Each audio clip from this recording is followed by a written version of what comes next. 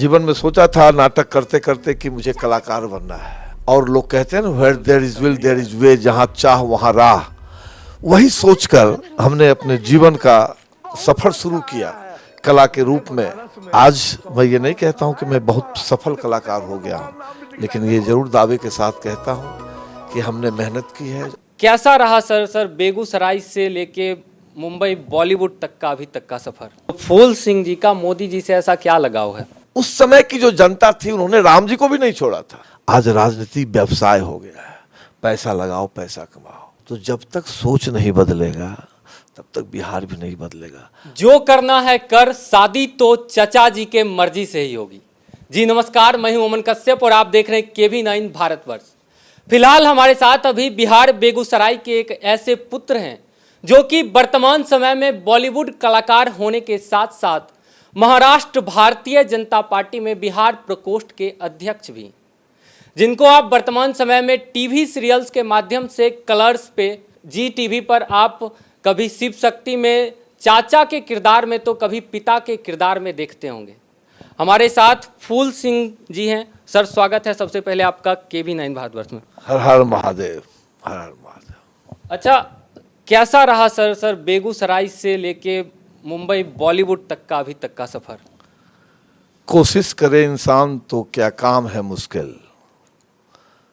सफर कभी कड़वा भी रहा, कभी मीठा भी रहा, लेकिन हमेशा से मन में एक विचार हमेशा आते रहा जो मुझे कभी डगमगाने नहीं दिया कि न जीवन में कभी रुकना, न जीवन में कभी थकना, न जीवन में कभी झुकना, आगे बढ़ते रहना।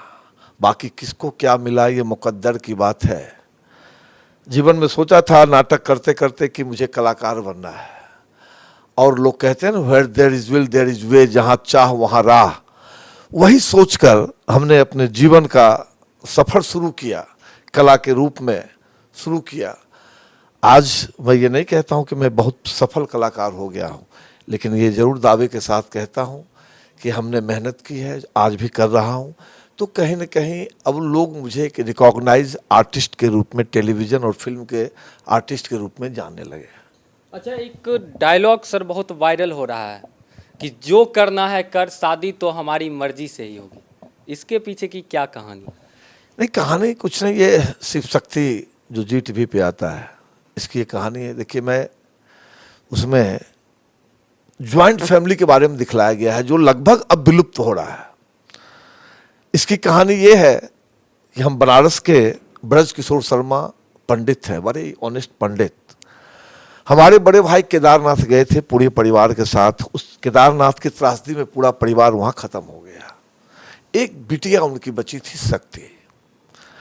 इस शो के माध्यम से दिखलाने की कोशिश की गई है कि मैं जो उस शो के हीरोइन का चाचा हूँ। हमारी भी एक बेटी है रिमझिम, हमारा बेटा है धर्म शर्मा, लेकिन हम अपने बच्चों से ज़्यादा हम अपने भाई की उस बेटी को प्यार करते हैं। पहले दिखलाया जाता था हमारे समाज में कि ज्वाइंट फैमिली में जो एक गार्जियन होता था सभी से समान रूप से प्यार करता था। उसी तरह से ये सीरियल के माध्यम से भी लोगों में एक मैसेज दिया जा रहा है कि ज्वाइंट फैमिली जो पहले हुआ करता था वैसे ही फैमिली अगर आज भी हो तो समाज अपने आप बहुत बदल जाएगा। अच्छा सर, आपका बॉलीवुड कलाकार होने के साथ साथ राजनीतिक क्षेत्रों में भी आपकी भूमिका देखने को मिलती है और एक आपका बयान भी आया था, आप मोदी जी से ऐसा क्या लगाव है उन्हें आप भगवान मानते हैं। तो मोदी जी से आपका ऐसा क्या लगाव है जो आपका एक बयान भी वायरल हुआ था कि आप हर एक राज्य में उनका मंदिर बनवाना चाहते हैं। तो फूल सिंह जी का मोदी जी से ऐसा क्या लगाव है? देखिए, मेरा ये मानना है राम जी भगवान हैं, लेकिन अगर राम जी के बारे में पूरा पढ़ेंगे रामायण, चाहे उनकी पूरी वो जो कथा है उनको सुनेंगे, तो रामचंद्र जी राजा दशरथ जी के पुत्र हुआ करते थे। अपने कर्मों से मर्यादा पुरुषोत्तम श्री राम कहलाए, आराध्य राम कहलाए। उस समय की जो जनता थी उन्होंने राम जी को भी नहीं छोड़ा था, राम जी को भी बहुत कष्ट हुए। मेरा हमेशा मानना है कि मानव शरीर में आने के बाद अगर आप अच्छे कर्म करते हैं तभी आपको भगवान का दर्जा दिया जाता है। भगवान श्री कृष्ण वो भी तो मानव शरीर में आए थे, गौतम बुद्ध, महावीर, ये सब तो मानव शरीर में आए थे। तो मेरा मानना है कि 400 साल बाद, 427 साल बाद, अहिल्याबाई होलकर जी के बाद इस संसार में क्या राजा नहीं हुए, शासक नहीं हुए, प्रधानमंत्री नहीं हुए, कोई नहीं हुए, सब हुए। लेकिन किसी ने जो हमारा सनातन धर्म का वो मंदिर था, जिसको हम काशी विश्वनाथ कहते हैं, जिसको महाकाल कहते हैं, केदारनाथ कहते हैं, भीमा शंकर कहते हैं, इसका जीर्णोद्धार अहिल्याबाई होलकर जी के बाद किसी ने नहीं किया। किसने किया? मोदी जी ने किया। तो मैं तो हमेशा से कहता हूं कि जो भोलेनाथ का सगा, उससे हमारा खून का रिश्ता, जो हमारी संस्कृति को, जो हमारे सनातन धर्म को, जो हमारे भारत की जो संस्कृति, प्राचीन संस्कृति जो लगभग विलुप्त होती जा रही थी, उसको फिर से अगर किसी ने जिंदा किया है तो उसका नाम नरेंद्र भाई मोदी है। तो अगर मैं उनको भगवान मानता हूं तो इसमें कोई अपराध नहीं। यानी ये देश है, यहाँ तो मानने वाले लोग राधे माँ को भी कहते हैं भगवान है, जिसने कुछ ही संसार में किसी को कुछ नहीं दिया। ऐसा नहीं है कि हम भारतीय जनता पार्टी में हैं इसलिए मोदी जी को भगवान मानते हैं। मोदी जी एक कर्म योगी है।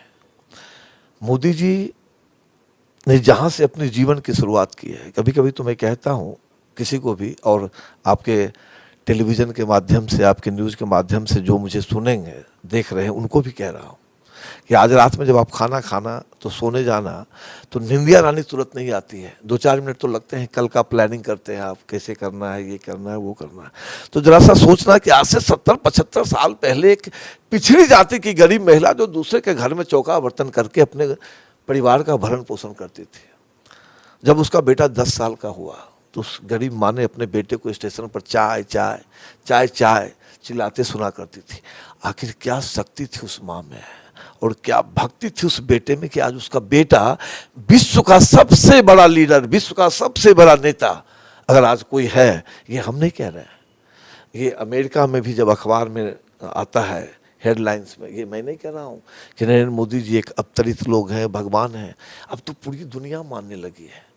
जो निर्माण करे, देखिए 17 सितंबर जब से होश संभाला, 17 सितंबर का मतलब समझता था क्या? विश्वकर्मा पूजा। बचपन में साइकिल हुआ करता था तो 17 सितंबर के दिन जरूर कपड़ा से साइकिल का रीम भी पोंछा करता था कि आज 17 सितंबर है, इनको अगरबत्ती दिखलाऊंगा। मतलब क्या? निर्माण करता है। विश्वकर्मा मतलब निर्माण करता। और जिस व्यक्ति का जन्म भी 17 सितंबर को हुआ, नरेंद्र भाई मोदी का, और वो जो जन्म हुआ विश्वकर्मा पूजा के दिन, तो आज वो साबित तो कर रहे हैं कि मैं निर्माण करता हूँ। जहाँ भी जो बन रहा है, जो हो रहा है इस देश में, देखिए बाकी राजनीति है, इसमें कुछ तो कुछ लोग कहेंगे, लोगों का काम है कहना। लेकिन जहाँ तक मेरा राजनीति में आने का प्रश्न है, राजनीति को मैं जितना समझता हूँ, जानता हूँ, राजनीति का मतलब समाज सेवा होता है। लेकिन आज राजनीति का परिदृश्य बदल गया है। आप बहुत अच्छे हैं पत्रकार बंधु, बहुत अच्छे आदमी हैं, समाज का हर लोग आपको बहुत प्यार करता है। लेकिन अगर आप चाहेंगे कि मैं राजनीति करूं, मुख्य धारा में आके विधायक बन के, सांसद बन के, तो आप नहीं कर सकते हैं, क्योंकि अगर आपके पास धन नहीं है। आज राजनीति व्यवसाय हो गया है, पैसा लगाओ, पैसा कमाओ। और जहाँ तक हमारे मोदी जी की बात है, वो किसके लिए पैसा कमाएंगे? उनके ऊपर सब चीज का आरोप भले लगा दे विरोधी पक्ष, लेकिन कोई ये आरोप तो नहीं लगा सकता है ना मोदी जी ने चोरी की है। तो आने वाले समय में एक सिस्टम भी जरूर बदलेगा राजनीति में। कभी न कभी आप देखिएगा, ये देश है, यहाँ क्रांति तो आती ही है। कभी 100 साल में आती है, कभी 200 साल में आती है, कभी 50 साल में आती है। एक दिन क्रांति आएगी और अच्छे स्वच्छ लोग राजनीति में आएंगे और हमारे समाज का कल्याण होगा। और जो सपना मोदी जी देख रहे हैं आज, राम राज्य वाली सपना जो देख रहे हैं ना, फिर से हमारा देश में राम राज्य होगा। अच्छा सर, बिहार सरकार के खिलाफ अधिकतर टाइम देखा गया कि आप कटाक्ष करते हुए बिहार सरकार का नजर आते हैं। आखिरकार क्यों बिहार सरकार का इतना कटाक्ष करते हैं? और इधर एक जातीय जनगणना भी हुई है, किस आधार से देखते हैं आप इस जातीय जनगणना को? देखिए, बिहार सरकार का मैं विरोध में बोलूँगा तो लोग कहेगा भाजपा वाला है इसलिए बोल रहा है। लेकिन आप बिहार सरकार को आकलन कीजिए इनका जो सरकार चल रहा है, आज पूरे विश्व में लोग विकास में लगा हुआ है, कैसे इसका विकास हो, कैसे ऐसी सड़कें बने, ये बने, वो बने। जाति जनगणना की जरूरत क्या है, मुझे तो आज तक ये समझ में नहीं आया। ये तो समाज को बांटने की बात हो रही है ना। बंद है मुट्ठी तो लाख की, खुल गई तो फिर खाक की। और जाति जनगणना जो हो रहा है, जो भी हो रहा है, मैं समझता हूँ ये हमारे बिहार का दुर्भाग्य है।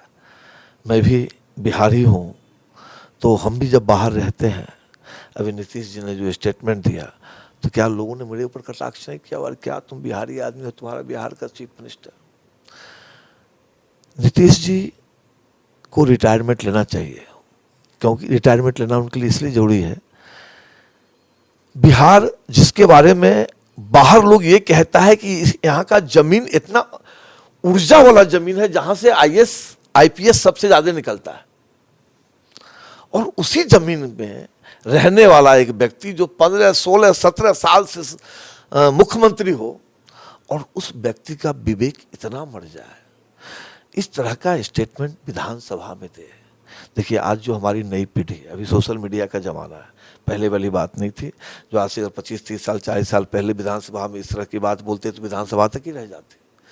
पूरी दुनिया ने उनके इस स्टेटमेंट को देखा है, पूरी दुनिया ने उन पे थू किया है। माफ़ी मांगने से क्या होता है, किसी का आप गर्दन काट दीजिए और जाके माफ़ी मांग लीजिए, ऐसा थोड़े होता है। तो हमारा भी मन में एक छटपटाहट है कि हमारा जो बिहार, वो गौतम बुद्ध वाला बिहार, वो चाणक्य वाला बिहार, वो अशोका वाला बिहार, वो बाबा विद्यापति जी वाला बिहार, वो नागार्जुन वाली बिहार, वो वीर कुंवर सिंह वाला बिहार कहाँ है? अब तो यहाँ कुछ नहीं है। देखिए, अच्छी सड़कें आप बना दिए, लेकिन लोगों को अगर शिक्षित आपने नहीं किया, शिक्षा की तरफ ध्यान नहीं दिया, चिकित्सा की तरफ ध्यान नहीं दिया, फिर काहे का मतलब राजा, काहे का मतलब सरकार।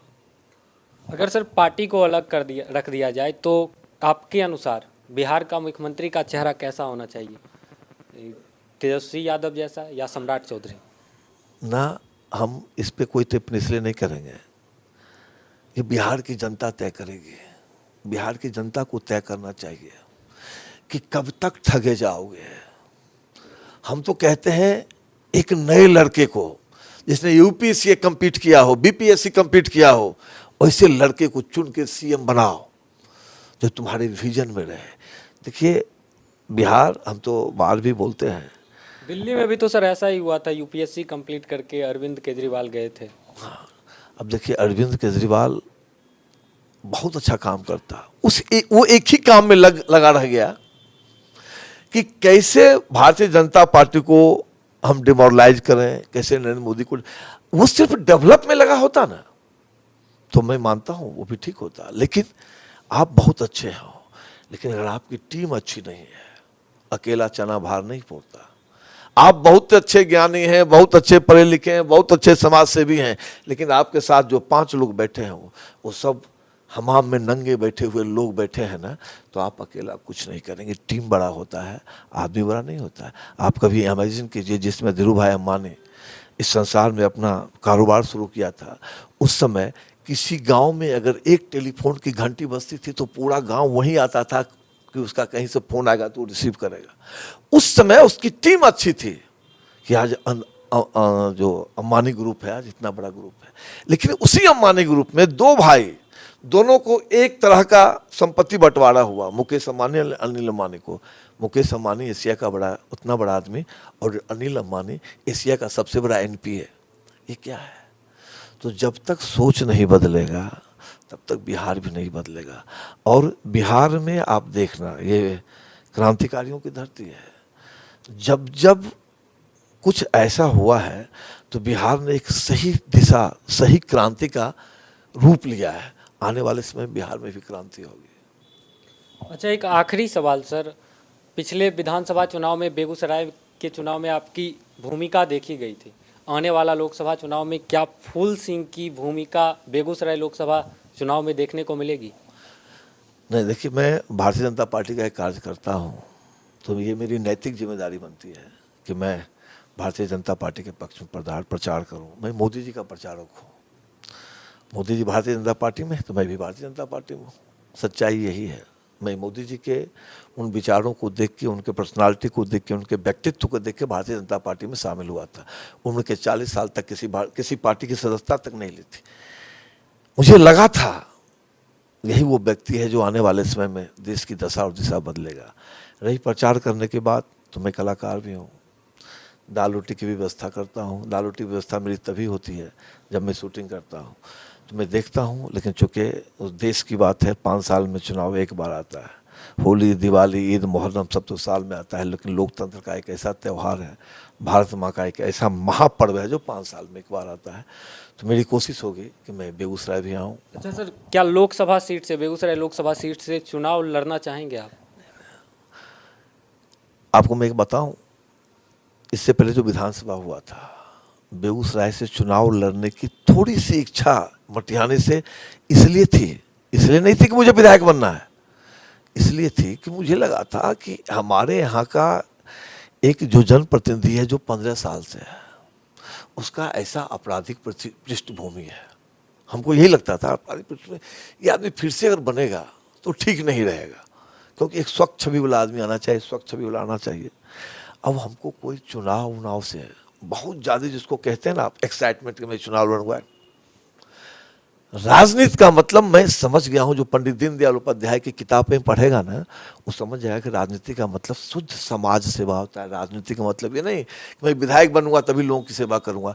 अभी हम दोनों आदमी यहाँ से निकले कैमरा के साथ, मुजफ्फरपुर स्टेशन पर चले जाएं, वहाँ गरीब भीख मांगने वाले लोगों को और भरपेट भोजन कराएंगे, और किसी पार्टी का हाथ में झंडा नहीं रहेगा, तो वही असली समाज सेवा है।